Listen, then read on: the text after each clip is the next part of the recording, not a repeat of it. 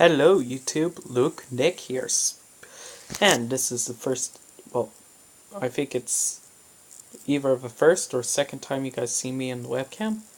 And today I'm going to be discussing about the top 10 video games from beginning of time to 2014, my personal selection. Okay, so now that we got that finished, there are some that I didn't mention in this episode because I don't think they're that good, or blah blah blah. I will mention them towards the end. So number 10, yeah, that one was a very close call, very close indeed. But for number 10 is da da da. Oh, Zelda 2. It was extremely harsh. Not a lot of people remember it, but it was extremely harsh. Didn't really have that much of a story. And had some enemies that made you say, what? Pretty much, a lot of those enemies were undefeatable. Like, literally, you had to go over them. You had to ignore them. And they could kill you. Literally. So, there you go. That's number 10. Number 9? Well, number 9 is a game not a lot of people that I know of does it a lot. Harvest Moon.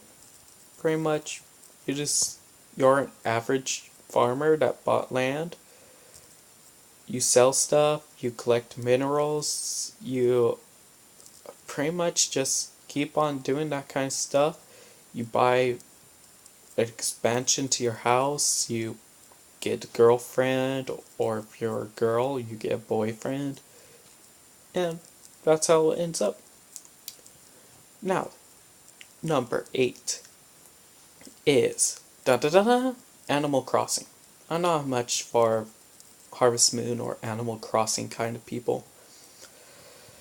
It's pretty much dull for me, but Animal Crossing is basically you just go around talking to animals, buying off funds for your house, expanding your house, expanding the museum, expanding shops. There you go. Number 7. Now, number 7, I had a couple between.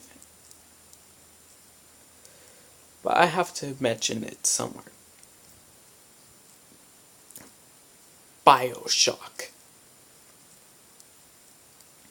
BioShock was pretty cool. When I first saw the YouTube video, I was like, seems cool. Towards the 30th episode, it started getting boring, though. That's why it's in this spot. Okay. Understood. Number 6.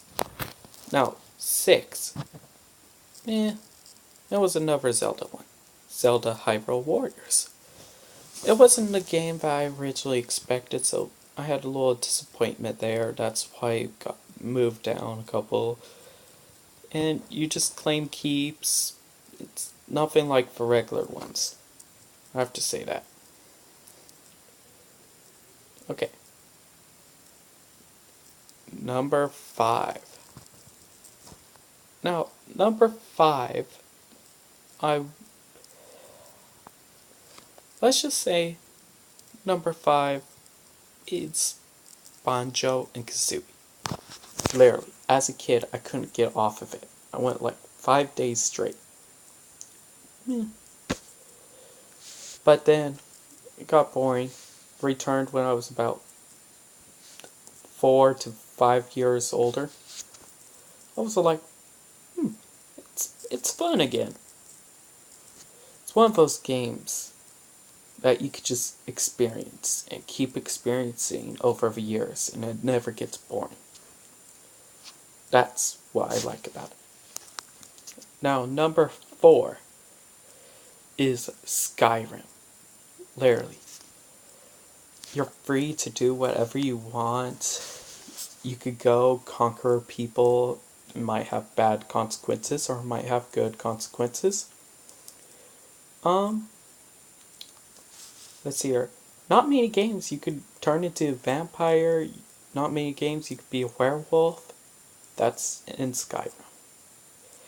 Okay, so number 3. Now, number 3 is Zelda Ocarina of Time. It was pretty cool.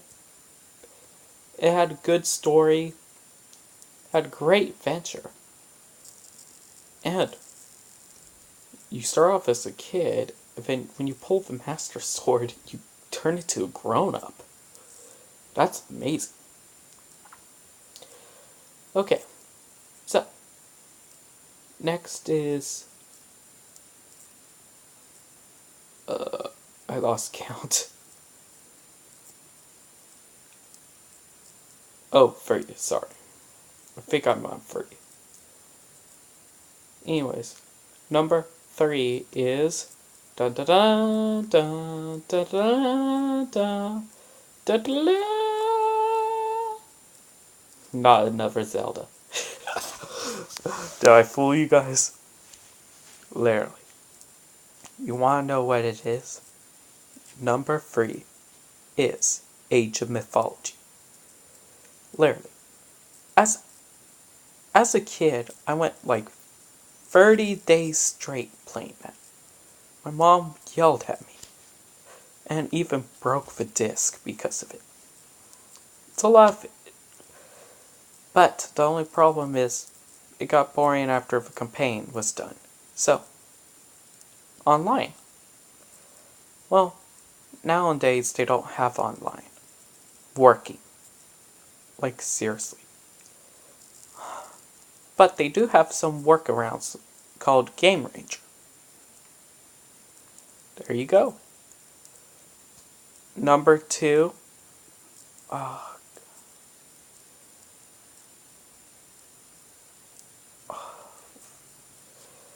Number 2.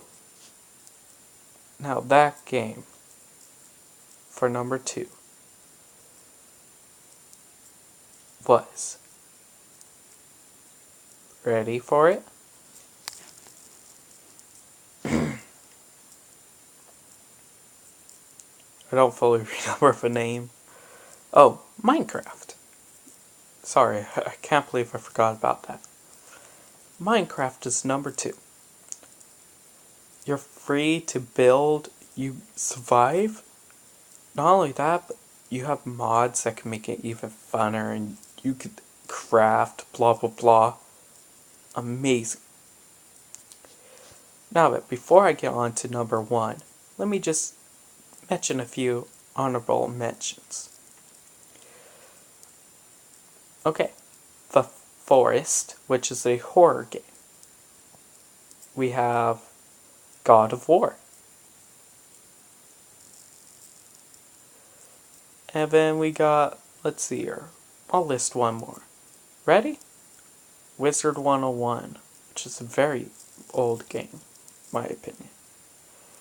And finally, for number 1, Conker's Bad Fur Day.